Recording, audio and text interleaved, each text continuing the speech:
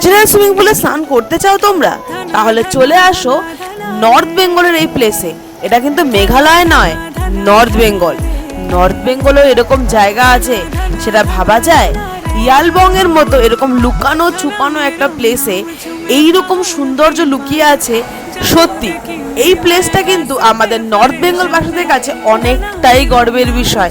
তো কি বলবো গাইস, আসবে তো একবার ইয়ালবং এ, অবশ্যই এসো। নর্থ বেঙ্গলের মতো এরকম সুন্দর জায়গায় মেঘালয়ের ফিল পেতে গেলে অবশ্যই অবশ্যই এসো একবার ইয়ালবং এ।